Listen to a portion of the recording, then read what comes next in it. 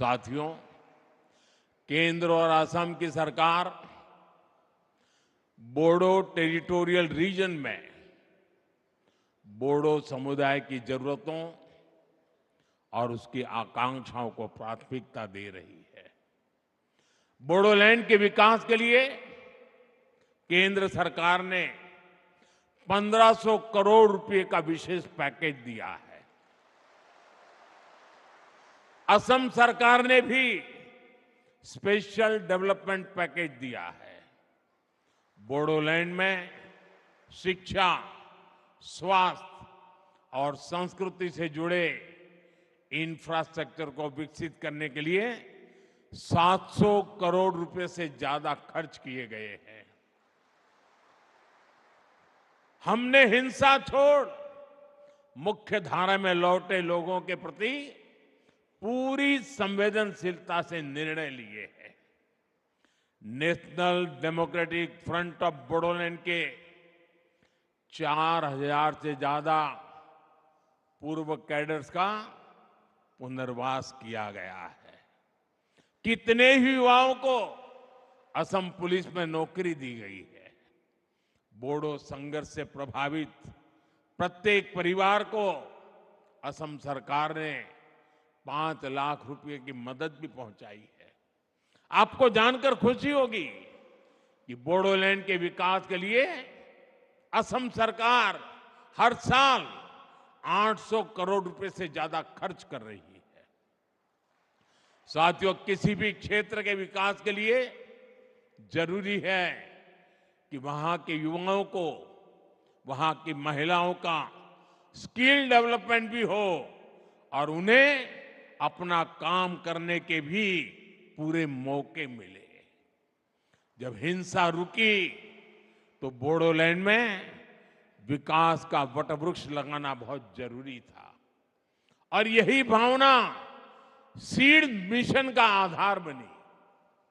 Seed mission यानी skilling, entrepreneurship और employment development के माध्यम से नौजवानों का कल्याण। इसका बहुत बड़ा फायदा बोडो युवाओं को हो रहा है।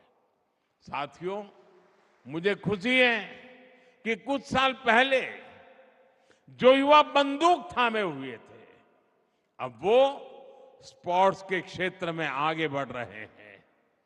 कोकराझार में डुरन कप के 2 एडिशन होना, बांग्लादेश, नेपाल और भूटान की टीमों का आना अपने आप में ऐतिहासिक है। इस शांति समझौते के बाद पिछले 3 साल से कोकराझार में लगातार बोडोलैंड लिटरेरी फेस्टिवल भी हो रहा है और इसलिए मैं साहित्य परिषद का तो विशेष आभारी हूं। ये बोडो साहित्य की बहुत बड़ी सेवा का काम हुआ है। आज ही बोडो साहित्य सभा का तो 73वां स्थापना दिवस भी है। ये बोडो लिटरेचर और बोडो भाषा के उत्सव का दिन भी है। मुझे बताया गया है कल 16 नवंबर को एक कल्चरल रैली भी निकाली जाएगी। इसके लिए भी आपको मेरी बहुत बहुत शुभकामनाएं हैं। और साथियों, जब दिल्ली देखेगा ना ये, तब पूरा देश को देखने का अवसर आएगा। तो अच्छा किया है आपने दिल्ली की छाती पर आकर के शांति के गीत गाने का तय किया है। साथियों, अभी मैं यहां एग्जीबिशन में भी गया था। इस एग्जीबिशन में हमें समृद्ध बोडो आर्ट एवं क्राफ्ट, इसके दर्शन होते हैं। यहां आरोनाए, दोखोना, गामसा, करैदाखिनी, थोरखा, जोगिशी, खाम, ऐसी अनेक चीजें वहां उपलब्ध है। और ये ऐसे प्रोडक्ट है जिनको जीआई टैग मिला है। यानी दुनिया में ये प्रोडक्ट कहीं भी जाए, इनकी पहचान बोडोलैंड से, बोडो संस्कृति से ही जुड़ी रहेगी। और सेरीकल्चर तो हमेशा से बोडो संस्कृति का अहम हिस्सा रहा है। इसलिए हमारी सरकार बोडोलैंड सेरीकल्चर मिशन चला रही है। हर बोडो परिवार में बुनाई की भी परंपरा रही है।